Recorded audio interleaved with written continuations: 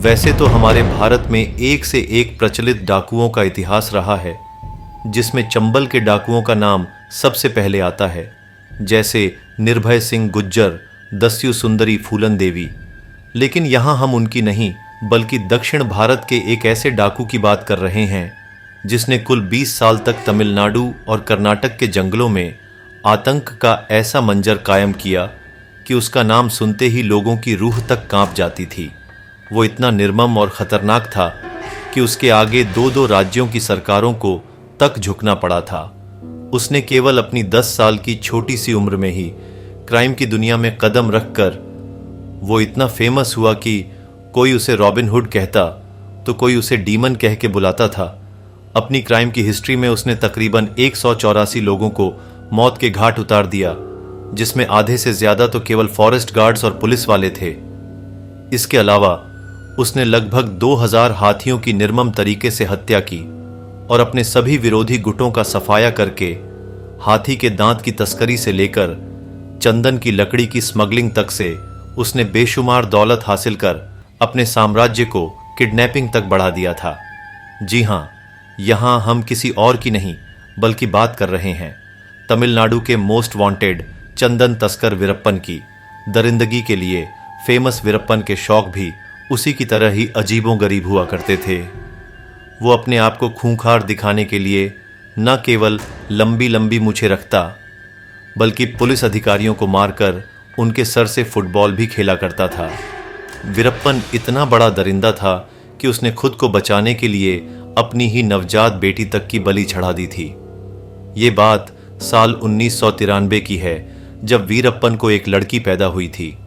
उस समय इस तस्कर का गैंग बड़ा नहीं हुआ करता था और इसलिए वो थोड़ा सा डरता भी था। एक बार तो वीरप्पन अपनी ही बेटी के रोने की वजह से मुसीबत में फंस गया था। इसलिए उसने अपनी बच्ची की आवाज को हमेशा हमेशा के लिए बंद कर दिया। इस बात का पता तब चला जब उसी साल 1993 में कर्नाटक एसटीएफ को मारी माडुवु में एक समतल जमीन के नीचे खड्डे में नवजात बच्ची का शव मिला था। नमस्कार दोस्तों, एक बार तो उसने अपना रोब जमाने के लिए उसने कन्नड़ सिनेमा के सुपरस्टार राजकुमार को किडनैप किया, तो कभी कर्नाटका के फॉर्मर मिनिस्टर नागप्पा को किडनैप कर उनकी दिन दहाड़े हत्या कर दी, जिससे पूरे भारत में सनसनी फैल गई। उसकी इस पॉपुलर और दरिंदगी से तंग आकर कर्नाटका और तमिलनाडु सरकार को उसे पकड़ने के लिए 5 करोड़ का इनाम घोषित करना पड़ा। लेकिन फिर भी 20 सालों में 220 करोड़ खर्च करने के बावजूद भी पुलिस कभी उसे जिंदा नहीं पकड़ सकी। तो आइए जानते हैं कहानी भारत के most wanted criminal Koose Munisamy Veerappan Gounder उर्फ वीरप्पन की, जिसने पूरे दुनिया में अपराध का ऐसा डंका बजाया कि उसके मरने पर विदेशी मीडिया का शीर्षक था डेथ ऑफ अ डीमन, मतलब एक राक्षस की मृत्यु।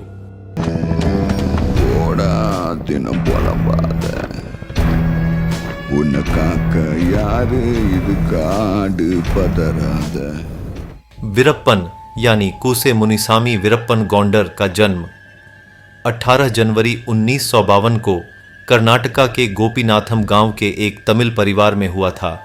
वीरप्पन का परिवार चरवाहों का काम किया करता था, जिसके कारण वीरप्पन का बचपन से ही जंगल में आना जाना लगा रहता था और उस पर सबसे ज्यादा प्रभाव उसके चाचा सालवई गौंडर का था, जो उस समय एक कुख्यात शिकारी और चंदन तस्कर था। इसलिए बचपन से ही वीरप्पन आपराधिक घटनाओं को देखते हुए बड़ा हुआ, या यूं कहे कि अपराध उसे विरासत में मिली थी। आसपास के जंगलों में अपने चाचा की पहचान के कारण धीरे धीरे वीरप्पन की भी दोस्ती कई शिकारी ग्रुप से हो गई और जब भी वह जंगल जाता तो अक्सर शिकारियों को हाथियों का शिकार करते हुए बड़े गौर से देखता था। धीरे धीरे करके वीरप्पन को भी हाथियों का शिकार करना और उनसे पैसे कमाने का काम अपनी ओर खींचने लगा। उस समय के फेमस हाथी तस्कर मलूर मम्माटियन से वीरप्पन सबसे ज्यादा प्रभावित हुआ और अपने मकसद में कामयाब होने के लिए उसने छोटी सी उम्र में ही बंदूक चलाने की ट्रेनिंग लेने लगा।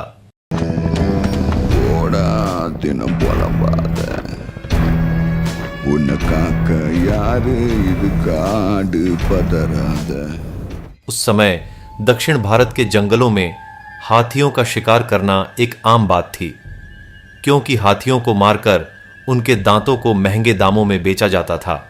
और वीरप्पन भी उन्हीं सब को देखकर मात्र 10 साल की उम्र में ही शिकार के लिए मैदान में कूद पड़ा और कुछ ही दिनों में इस काम में इतनी महारत हासिल कर ली कि उसका नाम उस समय के सबसे बेहतरीन शूटरों में शामिल होने लगा।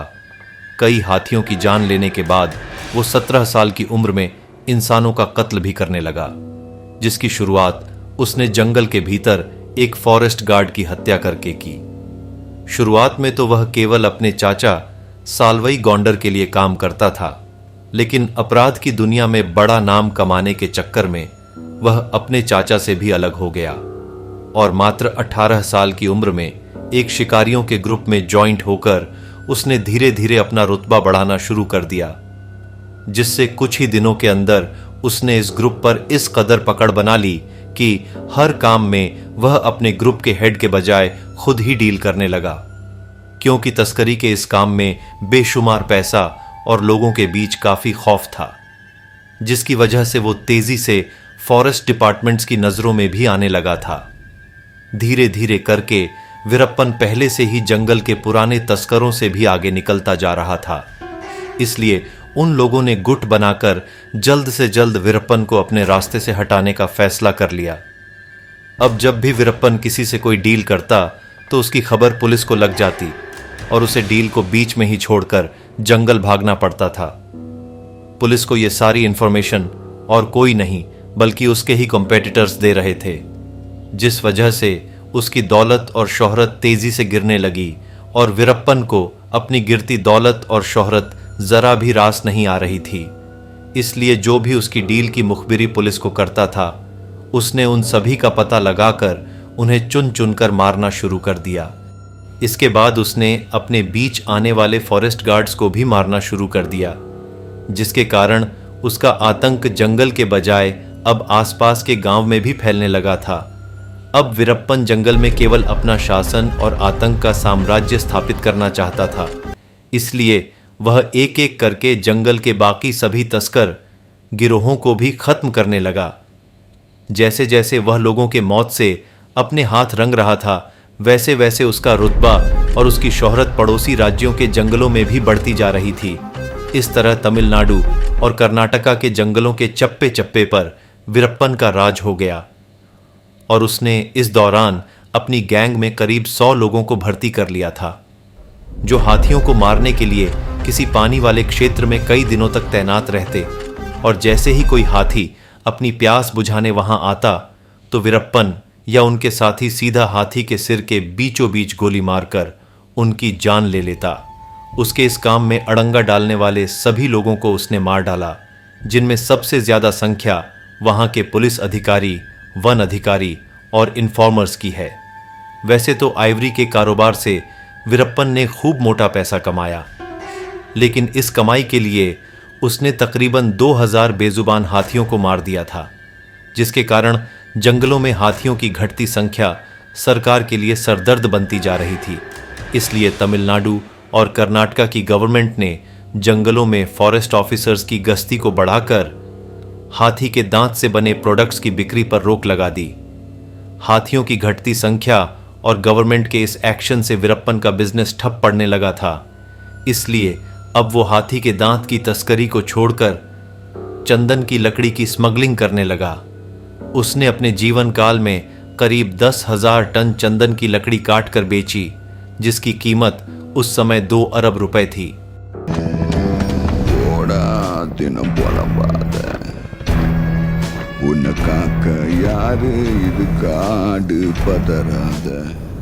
भारत में चंदन की लकड़ी को काटना और उसे बेचना इल्लीगल और क्राइम है, क्योंकि इस पर हक केवल उस राज्य की सरकार का होता है।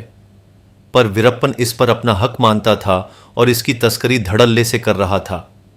कर्नाटका और तमिलनाडु की सरकार कई सालों की कोशिश के बाद भी वीरप्पन को पकड़ने में कामयाब नहीं हो पा रही थी। इस बीच कई फॉरेस्ट ऑफिसर्स वीरप्पन को पकड़ने तो गए, लेकिन वह खुद वीरप्पन के हाथों मारे जाते। इसलिए कर्नाटका गवर्नमेंट को एक ऐसे ऑफिसर की तलाश थी जो अपने काम में माहिर और ईमानदार हो, और ऐसे ही एक IFS ऑफिसर थे P. श्रीनिवास, जिन्हें कर्नाटका गवर्नमेंट साल 1983 में प्रमोट करके डीसीएफ यानी डेप्यूटी कंजर्वेटर ऑफ फॉरेस्ट के पद पर कर्नाटका के चामराजनगर में तैनात करती है। लेकिन इस पूरे एरिया में वीरप्पन का कब्जा था और आए दिन उसका नाम मीडिया की हेडलाइंस में रहता था। इसलिए पी श्रीनिवास ने वीरप्पन को पकड़ने के लिए इस क्षेत्र में अपना नेटवर्क बनाना शुरू कर दिया। लगभग 3 साल की कड़ी मेहनत और कई प्रयासों के बाद आखिरकार 1986 में उन्होंने बेंगलोर में चल रहे सार्क सम्मेलन के दौरान वीरप्पन को पकड़ लिया और पूछताछ के लिए वीरप्पन को बोदीपाड़ा का फॉरेस्ट रेस्ट हाउस लाया गया, जहां उसे कई दिनों तक रखकर पूछताछ की गई। पूछताछ में मिली जानकारी के बाद पुलिस ने कर्नाटक, तमिलनाडु और केरल में वीरप्पन के कई ठिकानों पर छापा मारकर चोरी की गई चंदन की लकड़ियों के कई बंडल्स बरामद किए। एक दिन पी श्रीनिवास ऐसे ही किसी छापेमारी के लिए गए हुए थे कि तभी उनकी अनुपस्थिति में वीरप्पन को वहां से भागने का सही मौका हाथ लगा और वह किसी तरह पुलिस को चकमा देकर वहां से भाग निकला। पुलिस से भाग निकलने के बाद साल 1987 में वीरप्पन और ज्यादा चर्चा में तब आ गया जब उसने चिदम्बरम नाम के एक फॉरेस्ट ऑफिसर को किडनैप कर बड़ी ही निर्दयता से उनकी हत्या कर दी थी। जहां पी श्रीनिवास पहले ही वीरप्पन के भाग निकलने से उलझन में थे, वहीं इस घटना के बाद वह और भी ज्यादा ताकत के साथ वीरप्पन को दोबारा पकड़ने में जुट गए।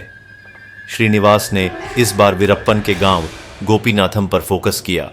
वैसे तो इस गांव में पुलिस ने पहले भी काफी इंक्वायरी की थी। वीरप्पन की खबर निकलवाने के लिए पुलिस वहां के स्थानिक लोगों को काफी परेशान करती थी। किसी पर जरा सा भी शक होने पर उसे पकड़कर हफ्तों तक जेल में रखा जाता और टॉर्चर किया जाता था। गोपीनाथम के अलावा हर उस गांव का वही हाल था जहां वीरप्पन का जरा सा भी आना जाना था। ऐसे न जाने कितने लोग थे जिन पर पुलिस की पूछताछ के दौरान कई सारे अत्याचार हुए। उन्हें पीटा गया, इलेक्ट्रिक शॉक दिए गए। इस काम में कई लोगों की जान तक चली गई, लेकिन पी श्रीनिवास ने पुलिस का ऐसा कोई भी तरीका इस्तेमाल नहीं किया, बल्कि उन्होंने इसका बिल्कुल उल्टा किया। उन्होंने वहां लोगों को परेशान करने और उन पर जोर जबरदस्ती करने के बजाय उनकी मदद करके उनके दिलों में जगह बनाई। पी श्रीनिवास ने गांव के लोगों के लिए रोड, गार्डन्स, मरियमन का मंदिर, पीने के पानी की सुविधा के अलावा गरीबों के लिए 40 घर भी बनवाए। इन सभी कामों के लिए कुछ गवर्नमेंट फंड का इस्तेमाल भी किया गया, तो कुछ पैसे श्रीनिवास ने अपनी सैलरी से भी दिए। इस दौरान उन्होंने कई लोगों को रोजगार भी दिलाए, जिसमें वीरप्पन की बहन मारी भी शामिल थी। मारी को भी नजदीक के एक डिस्पेंसरी में काम दिलवाया गया था। इस तरह पी श्रीनिवास गोपीनाथम में लोगों के चहीते अफसर बन गए और वहां अपना एक लोकल इंटेलिजेंस नेटवर्क क्रिएट करने में सफल रहे, जो वीरप्पन को पकड़ने के लिए उनकी मदद करने लगा। इसके बाद वीरप्पन और उसके परिवार की सभी एक्टिविटीज की खबर पी श्रीनिवास को मिलना शुरू हो गई और वह उसे अरेस्ट करने के लिए प्लानिंग करने लगे। लेकिन एक दिन वीरप्पन के लोगों ने उन इन्फॉर्मर्स को पुलिस की जीप में घूमते हुए देख लिया और यह जानकारी जब वीरप्पन को मिली तो उसने उन सभी इन्फॉर्मर्स को बेरहमी से मार डाला और उनके सर को काटकर पूरे गांव में घुमाया। यह सब देखकर वहां के लोगों के अंदर वीरप्पन का डर बुरी तरह बैठ गया, जिसके बाद से पी श्रीनिवास को वीरप्पन से रिलेटेड कोई भी इंफॉर्मेशन मिलना बंद हो गई। अपना आतंक कायम रखते हुए वीरप्पन ने सन 1990 में मुथु लक्ष्मी से शादी कर ली। इसके कुछ ही दिन बाद फरवरी 1990 में पुलिस को वीरप्पन के चंदन तस्करी की एक बड़ी डील की इंफॉर्मेशन मिली। डील की जगह पता चलते ही पुलिस ने उस जगह को चारों ओर से घेर लिया, जिससे वीरप्पन को बचने के लिए अपना सारा माल छोड़कर वहां से छुपते छुपाते भागना पड़ा। लेकिन इस दौरान लगभग 1.5 करोड़ रुपए कीमत की चंदन की लकड़ी को पुलिस ने बरामद किया। इस कार्रवाई से वीरप्पन को भारी नुकसान हुआ था, जिससे वह आगे चलकर पुलिस के प्रति और भी अधिक क्रूर हो गया।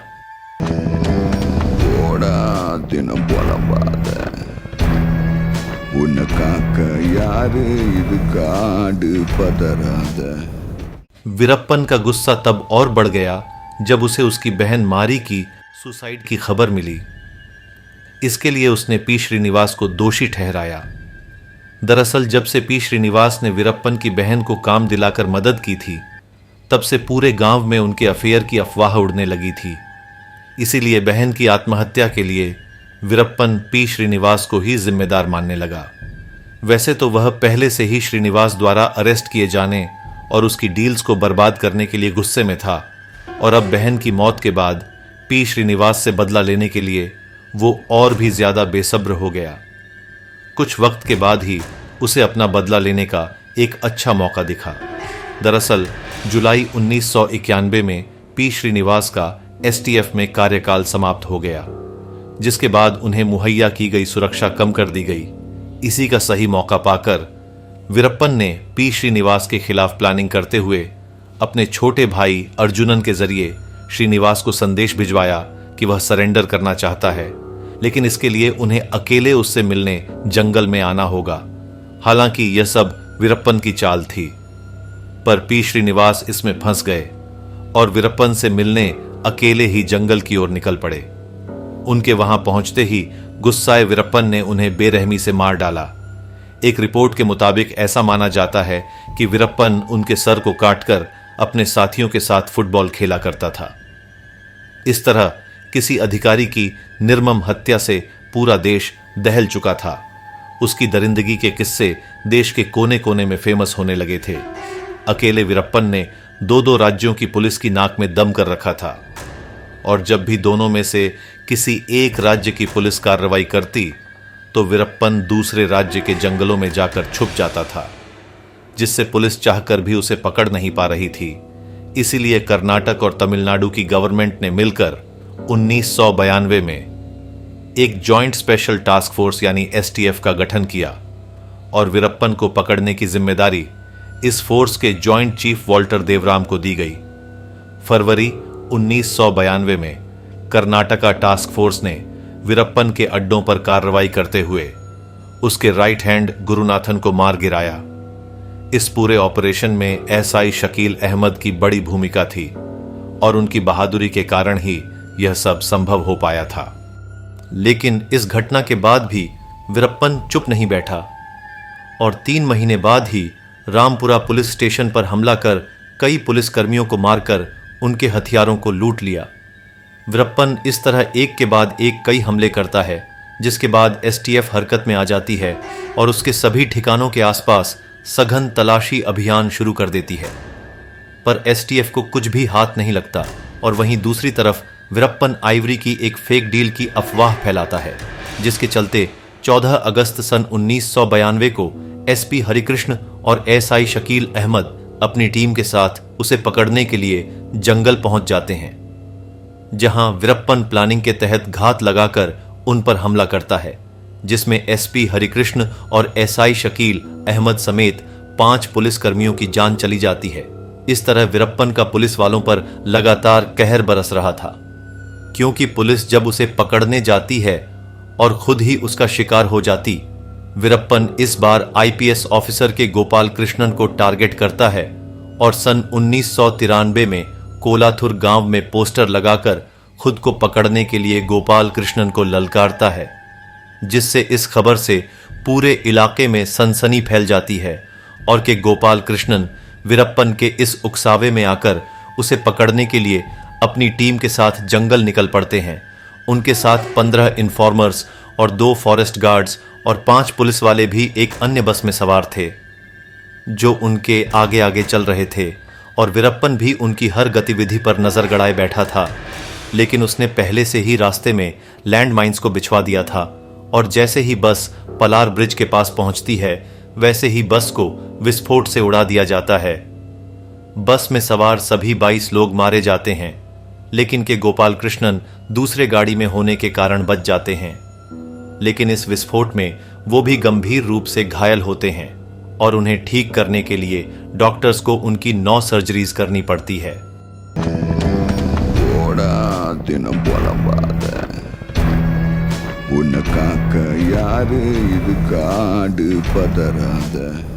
इस घटना के बाद पुलिस प्रशासन की साख पर गंभीर प्रश्न चिन्ह लग चुका था।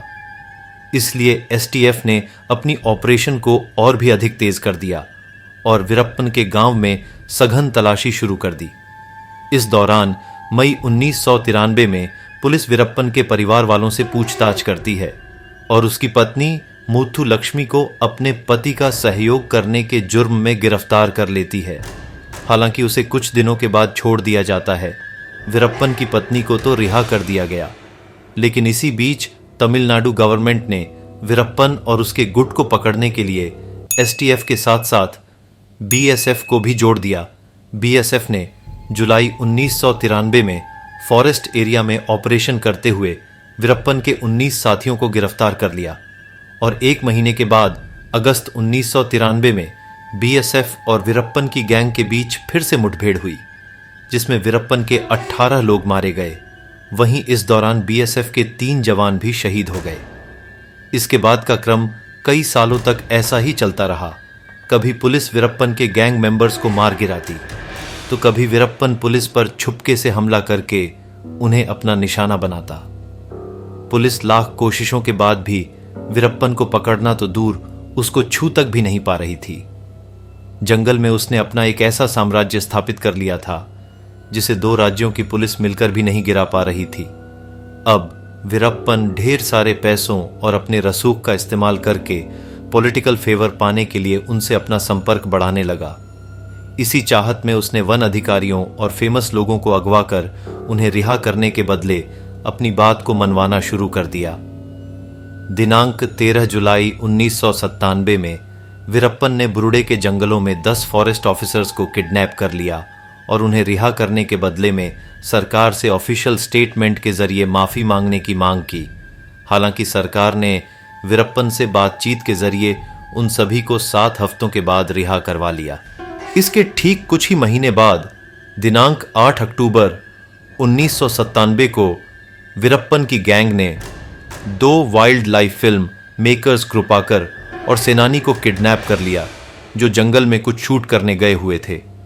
क्योंकि वीरप्पन को उनकी बात का विश्वास नहीं हुआ, उन्हें लगा कि वो दोनों पुलिस के खबरी हैं, इसीलिए उसने 10 दिनों तक उन्हें अपने पास रखा और फिर जब उसका शक पूरी तरह से दूर हो गया तो उसने दोनों को सही सलामत जाने दिया।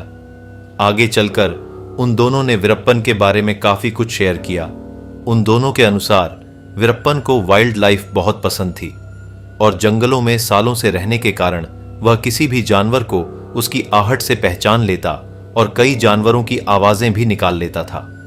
इसके अलावा समय समय पर वह अपने क्राइम की ऑडियो और वीडियो रिकॉर्ड करवाकर बाहर भेजता रहता था, जिससे उसके आतंक का कहर कायम रहे।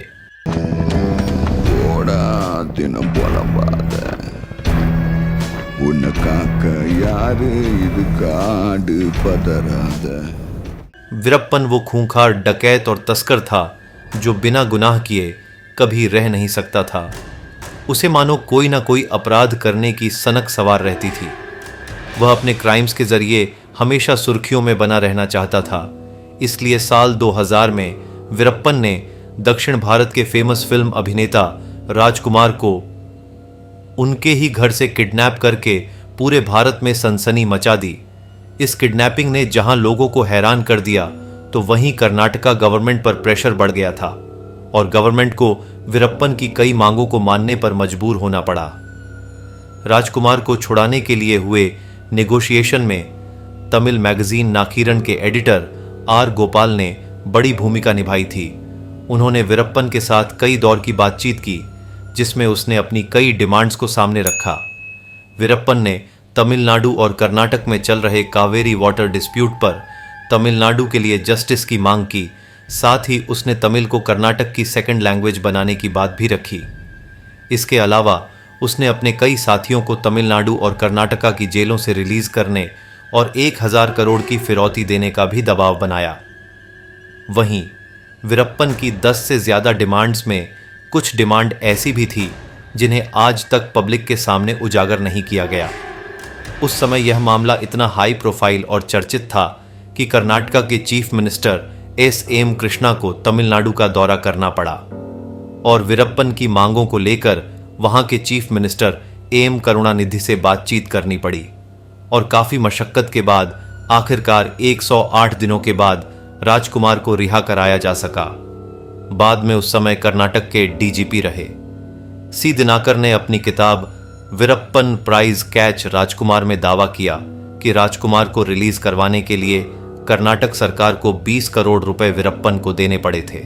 हालांकि राजकुमार के परिवार ने इसे मानने से साफ इनकार कर दिया। खैर, इसके पीछे की सच्चाई चाहे जो भी हो, लेकिन वीरप्पन का फेमस लोगों को किडनैप करना अभी भी थमा नहीं था। राजकुमार की घटना के करीब 2 साल बाद दिनांक 25 अगस्त 2002 को वीरप्पन ने कर्नाटका के फॉर्मर मिनिस्टर एच नागप्पा को उनके ही गांव कामगेरे से किडनैप कर लिया। नागप्पा 1996 से 1999 तक कर्नाटका के एग्रीकल्चर मार्केटिंग मिनिस्टर भी रह चुके थे। उसने उन्हें अगवा करके एक बार फिर वीरप्पन ने पुलिस की रातों की नींद उड़ा दी। नागप्पा को रिलीज करवाने के लिए कर्नाटक और तमिलनाडु की जॉइंट स्पेशल टास्क फोर्स को केरल पुलिस के साथ काम करना पड़ा। इस बार सरकार ने नेगोशिएशन न करके नागप्पा को छुड़ाने के लिए पुलिस कार्रवाई करने का डिसीजन लिया, लेकिन इसमें पुलिस की प्लानिंग बुरी तरह से फेल रही। ना तो नागप्पा को छुड़ाया जा सका और ना ही वीरप्पन को गिरफ्तार किया जा सका। वहीं वीरप्पन पुलिस के इस रुख से काफी गुस्से में था, इसलिए जब उसे लगा कि सरकार उससे कोई नेगोशिएशन नहीं करेगी तो उसने नागप्पा को मारकर जंगल में फेंक दिया। इस घटना से एक बार फिर पूरा दक्षिण भारत सन्न रह गया, जिससे कर्नाटका और तमिलनाडु की जॉइंट स्पेशल टास्क फोर्स की भारी बदनामी भी हुई। उनकी कार्यशैली पर सवाल उठाए जाने लगे और उनके ऊपर वीरप्पन को जल्द से जल्द पकड़ने का दबाव बढ़ने लगा। इस घटना के बाद कर्नाटका सरकार ने वीरप्पन को जिंदा या मुर्दा पकड़ने पर इनाम की राशि को 2 करोड़ से बढ़ाकर 5 करोड़ कर दिया। यह रकम दाऊद इब्राहिम को पकड़ने के लिए रखी गई इनामी राशि के बाद दूसरा सबसे बड़ा इनाम था।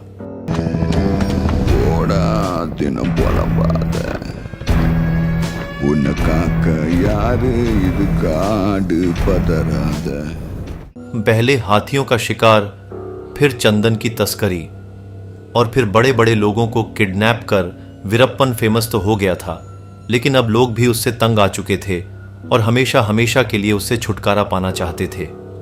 कर्नाटक और तमिलनाडु सरकार के लिए वीरप्पन पहले से ही आंख की किरकिरी बना हुआ था, जिसका जल्द से जल्द सफाया करना बेहद ही जरूरी था। इसलिए साल 2003 से 2004 के बीच तमिलनाडु की चीफ मिनिस्टर रही जयललिता ने आईपीएस के विजय कुमार को एसटीएफ को लीड करने की जिम्मेदारी सौंपी। विजय कुमार एक बहुत ही एक्सपीरियंस पुलिस ऑफिसर थे और उन्हें कर्नाटक, तमिलनाडु और केरल के जंगलों के बारे में भी काफ़ी अच्छे से जानकारी थी और उनके साथ आईपीएसएन के सेंथामराई कन्नन को एसटीएफ सेकंड इन कमांड की जिम्मेदारी सौंपी गई। जयललिता की तरफ से वीरप्पन को जिंदा या मुर्दा पकड़ने के लिए एसटीएफ को खुली छूट दी जाती है। जिस तरह से सन 1984 में इंदिरा गांधी की सरकार ने ऑपरेशन ब्लू स्टार चलाकर संत जनरैल सिंह भिंडरावाले का खात्मा करवाया था। अगर आपने यह वीडियो नहीं देखी है तो उसका लिंक डिस्क्रिप्शन बॉक्स में दिया है, जाकर अवश्य देखें। अब आगे, जिसके बाद विजय कुमार ने वीरप्पन से जुड़ी हर छोटी बड़ी इंफॉर्मेशन को जुटाने में लग गए और इन सब में एसटीएफ को करीब 10 महीने का वक्त लग जाता है। लेकिन वे पहले की तरह इस बार किसी भी प्रकार की कोई भी गलती नहीं करना चाहते थे, इसलिए उन्होंने सबसे पहले वीरप्पन की मौजूद सभी वीडियोस को बड़ी ही बारीकी से देखना शुरू कर दिया और आखिरकार उनको सफलता हाथ लगती है। दरअसल विजय कुमार वीरप्पन की सभी वीडियोस को देखकर एक एक कड़ियों को जोड़ने का प्रयास कर रहे थे।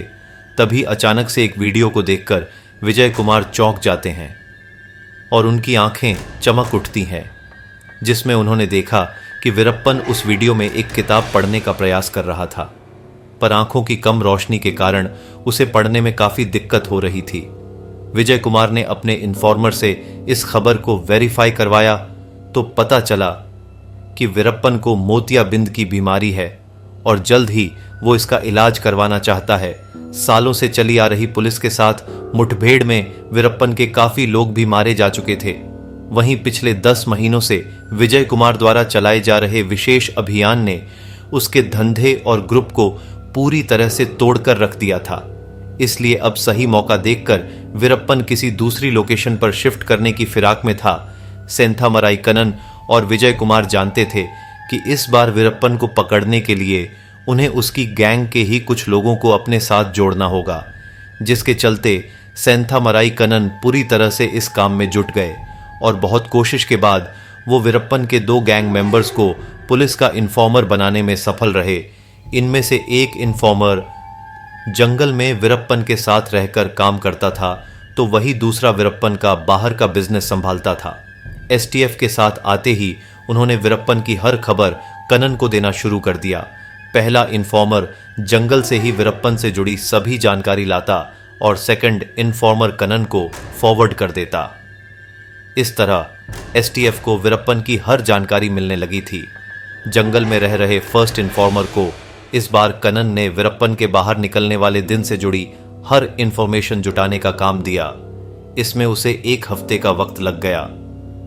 सारी जानकारी जुटाने के बाद सेकंड इन्फॉर्मर कनन को इंफॉर्मेशन शेयर करने के लिए एक चाय की दुकान पर बुलाता है और मीटिंग 16 अक्टूबर 2004 को फिक्स की जाती है, जिसमें दोनों इन्फॉर्मर को कनन से मिलना था।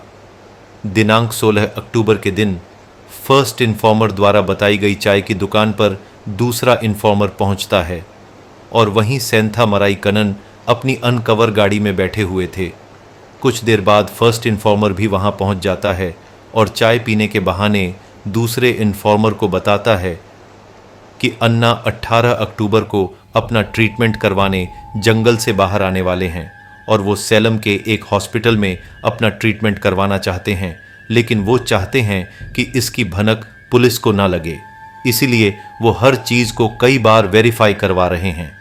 इसके साथ ही वो बताता है कि उनके साथ कुछ हथियारों से लैस आदमी भी हो सकते हैं, इसलिए किसी ऐसी गाड़ी को लाया जाए जिसमें ज़्यादा लोग बैठ सके।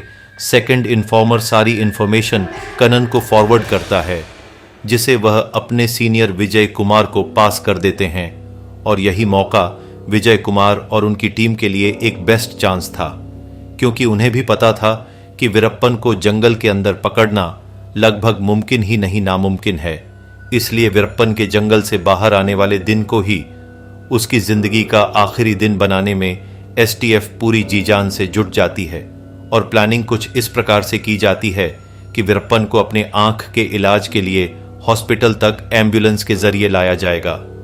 एम्बुलेंस तक लाने का काम इन्फॉर्मर को सौंपा गया। इस काम के लिए एम्बुलेंस को इसलिए चुना गया ताकि वीरप्पन को सब कुछ नॉर्मल लगे और उसे एसटीएफ के प्लान की भनक तक ना लग सके। हालांकि हड़बड़ी में इस एम्बुलेंस में सैलम की स्पेलिंग गलत लिख दी गई। ये एसटीएफ की ओर से एक बड़ी चूक थी, परंतु किस्मत से वीरप्पन और उसके गैंग के लोगों की नज़र इस गलती पर नहीं जा सकी और इस पूरे ऑपरेशन को ऑपरेशन कोकून का नाम दिया गया, जो कि एम्बुलेंस का कोड नेम था। वीरप्पन को इलाज के बहाने एम्बुलेंस के जरिए जंगल से बाहर लाने का प्लान तो बन चुका था, पर अब एक चैलेंज यह था कि उस एम्बुलेंस को ड्राइव कौन करेगा। इसलिए विजय कुमार और सेंथामराई कनन इस ऑपरेशन में शामिल होने वाले सभी कमांडोज के साथ एक मीटिंग करते हैं, जिसमें यह तय होता है कि एम्बुलेंस का ड्राइवर और हेल्पर एसटीएफ के ही 2 अंडरकवर एजेंट होंगे। उधर वीरप्पन, जो कि अपनी लंबी लंबी मूंछों के लिए फेमस था, बाहर निकलने से पहले कोई उसे पहचान न ले, इसलिए वो अपनी मूंछें भी कटवा लेता है और दिनांक 18 अक्टूबर 2004 को रात के समय जंगल से बाहर निकलकर अपने तीनों साथियों के साथ एम्बुलेंस में बैठ जाता है। उधर एसटीएफ के कमांडोज गन्ने से भरी ट्रक और एक लॉरी की आड़ में छुपकर अपनी अपनी पोजीशंस ले लेते हैं। 6 एसटीएफ कमांडोज पास के ही एक स्कूल की छत पर अपनी अपनी AK-47 राइफल्स के साथ मुस्तैद हो जाते हैं। वहीं कनन वैन से फील्ड पर उतरकर अपनी टीम को इंस्ट्रक्शन देने लगते हैं और जैसे ही एम्बुलेंस उस जगह पहुंचने वाली होती है तो उसका ड्राइवर पहले गाड़ी की नीली बत्ती जलाकर फिर आगे की फॉग लैंप जलाता है। दरअसल ये एसटीएफ का एक सीक्रेट कोड होता है, जिसका मतलब होता है कि गाड़ी में वीरप्पन के अलावा और भी कई लोग मौजूद हैं और सभी के पास हथियार है। यह देखते ही कनन तेजी से दौड़ने लगते हैं और थम्स अप दिखाकर विजय कुमार और बाकी की टीम को अलर्ट कर देते हैं। जैसे ही एम्बुलेंस एसटीएफ के नजदीक पहुंचती है, सबसे पहले ट्रक से रास्ता ब्लॉक कर दिया जाता है और इसी बीच एम्बुलेंस का ड्राइवर तेज ब्रेक मारता है ताकि उसमें बैठे वीरप्पन और उसके साथियों को तेज झटका लगे और वो अनबैलेंस होकर एक दूसरे पर गिर जाए। प्लान के मुताबिक ऐसा करने के तुरंत बाद एसटीएफ के दोनों कमांडो तेजी से एम्बुलेंस से कूदकर अपनी टीम से जा मिलते हैं, लेकिन जब तक वीरप्पन कुछ समझ पाता कि तभी एसटीएफ अनाउंसमेंट करके वीरप्पन को सरेंडर करने को कहती है। वीरप्पन को अब सारा खेल समझ आ चुका था, पर उसे इस तरह अपने आप को पुलिस के हवाले करना बिल्कुल भी गवारा नहीं था। इसलिए अनाउंसमेंट के तुरंत बाद उसने और उसके तीनों साथियों ने पुलिस पर अंधाधुंध फायरिंग करना शुरू कर दी और एसटीएफ के जवानों ने भी जवाबी कार्रवाई करते हुए 20 मिनट के अंदर ही एम्बुलेंस पर लगातार 338 राउंड फायरिंग की। इस अंधाधुंध गोलीबारी में वीरप्पन और उसके तीनों साथी मारे जा चुके थे और इस खबर के बाद तमिलनाडु और कर्नाटका की सरकारों ने राहत की सांस ली, क्योंकि उनका सबसे बड़ा सरदर्द अब खत्म हो चुका था। वहीं वीरप्पन की मौत से लोगों के बीच भी काफी जश्न का माहौल देखा गया। वीरप्पन के गांव के लोगों ने पटाखे जलाकर खुशियां मनाई। जैसे ही ये इन्फॉर्मेशन तमिलनाडु की चीफ मिनिस्टर जयललिता को दी जाती है, उनका तो खुशी का ठिकाना नहीं रहता। बाद में ऑपरेशन कोकून को सफल बनाने में शामिल सभी जाबाज अफसरों को उनकी बहादुरी के लिए तमिलनाडु सरकार द्वारा सम्मानित किया जाता है। हालांकि वीरप्पन के क्राइम की दुनिया को आगे बढ़ाने में कोई और नहीं बल्कि पुलिस डिपार्टमेंट के ही कुछ लोग जिम्मेदार थे। वैसे तो कई बार वीरप्पन पकड़े जाने के काफी करीब आकर बच निकलता था, क्योंकि कुछ करप्ट पुलिस वालों के जरिए उसे सारी इंफॉर्मेशन पहले ही मिल जाती थी। वीरप्पन को पकड़ने के लिए कर्नाटक और तमिलनाडु की सरकार को 20 सालों में अमूमन 220 करोड़ रुपए खर्च करने पड़े थे, लेकिन फिर भी कुख्यात और चालाक वीरप्पन को पुलिस कभी भी जिंदा नहीं पकड़ पाई। लेकिन वीरप्पन की मौत के बाद उसके एनकाउंटर के बारे में मीडिया में कई तरह की थ्योरी चलाई गई। कोई कहता है कि वीरप्पन को पुलिस ने 3 दिनों तक टॉर्चर करके मार दिया, तो कोई कहता है कि वीरप्पन सरेंडर करना चाहता था पर उसे मौका नहीं दिया गया। कहा तो यहां तक भी जाता है कि अगर वह जिंदा पकड़ा जाता तो कई पॉलिटिशियन और ऑफिसर्स भी फंस सकते थे। हालांकि सच्चाई क्या है, इसका राज वीरप्पन की मौत के साथ ही दफन हो गया। तो मिलते हैं अपनी नेक्स्ट डॉक्यूमेंट्रीज में। तब तक के लिए till then take care, bye.